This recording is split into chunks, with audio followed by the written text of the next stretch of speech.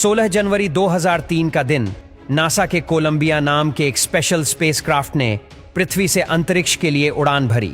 Spacecraft Colombia की ये 28वीं flight थी और इसमें 7 लोग सवार थे। 16 दिनों तक इन 7 एस्ट्रोनॉट्स ने स्पेस में कई एक्सपेरिमेंट्स किए और फिर 1 फरवरी 2003 के दिन वक्त आया इन सभी का पृथ्वी पर वापस लौटने का। सभी एस्ट्रोनॉट्स बहुत खुश थे। सब कुछ प्लान के हिसाब से चल रहा था। विमान पृथ्वी के वायुमंडल में प्रवेश करने ही वाला था कि अचानक उससे संपर्क टूट गया और एक सन्नाटा छा गया। ग्राउंड टीम ने कुछ देर बाद बताया कि कोलंबिया अंतरिक्ष में ब्लास्ट हो गया। चलिए जानते हैं रॉकेट और स्पेसक्राफ्ट के इस जटिल विज्ञान को। अंतरिक्ष में जाने के लिए रॉकेट और स्पेसक्राफ्ट दोनों जरूरी है, क्योंकि जिस स्पेसक्राफ्ट में अंतरिक्ष यात्री को पृथ्वी से स्पेस में भेजा जाता है उसे रॉकेट के इंजन से ही जोड़ा जाता है और वही उसे अंतरिक्ष तक पहुंचाता है। सबसे पहले तो आप ये जान लीजिए कि रॉकेट और स्पेसक्राफ्ट दोनों अलग अलग होते हैं, क्योंकि स्पेस में एस्ट्रोनॉट्स स्पेसक्राफ्ट में बैठकर ट्रैवल करते हैं और अंतरिक्ष में स्पेसक्राफ्ट का ही मेन काम होता है। इसी में एस्ट्रोनॉट्स और एक्सपेरिमेंट्स के लिए जरूरी इक्विपमेंट्स रखे होते हैं। ढेर सारे फ्यूल के कॉम्बशन से पैदा हुए थ्रस्ट का इस्तेमाल करके ही रॉकेट जमीन से उड़ता है। हकीकत में रॉकेट सिर्फ एक तरह का इंजन होता है जिसका काम अंतरिक्ष तक अपने पेलोड को पहुंचाना होता है। पेलोड में कुछ भी हो सकता है, जैसा कि सैटेलाइट, साइंटिफिक इक्विपमेंट, अंतरिक्ष यात्री से लेकर स्पेस प्रोब भी। हवाई जहाज की तरह ही एक रॉकेट को भी काम करने के लिए ईंधन की जरूरत होती है।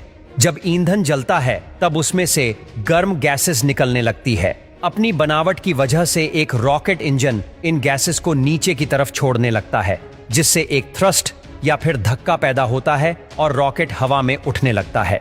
रॉकेट इंजन के अलावा इसमें बूस्टर रॉकेट्स भी लगे होते हैं जो इसे पृथ्वी की कक्षा से बाहर निकालने में जरूरी एक्स्ट्रा फोर्स देते हैं। बूस्टर रॉकेट्स का इस्तेमाल पृथ्वी की कक्षा के अंदर ही होता है। फ्यूल खत्म होने के बाद यह मेन रॉकेट इंजन से अपने आप अलग हो जाते हैं और बाकी का रॉकेट अपनी आगे की झरनी पर निकल जाता है।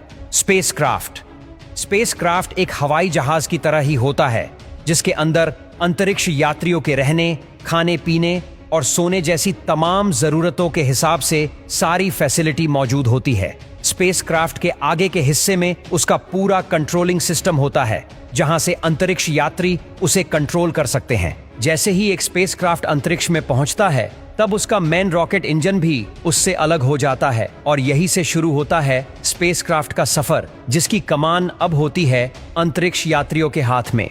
इसे ग्राउंड पर बैठी पूरी नेविगेशन टीम कंट्रोल कर रही होती है।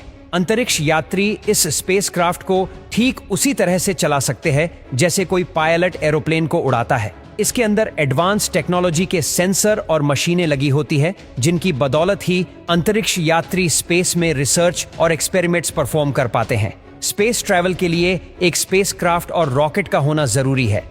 लॉन्च पैड वो प्लेटफॉर्म होता है जिसकी मदद से रॉकेट को आकाश की तरफ एक सीधी रेखा में प्रोजेक्ट किया जाता है। लॉन्च का ये प्रोसेस रॉकेट के पेलोड पर डिपेंड करता है। पेलोड जितना ज्यादा होता है, लॉन्चिंग की स्टेजेस भी उसी के हिसाब से प्लान की जाती है।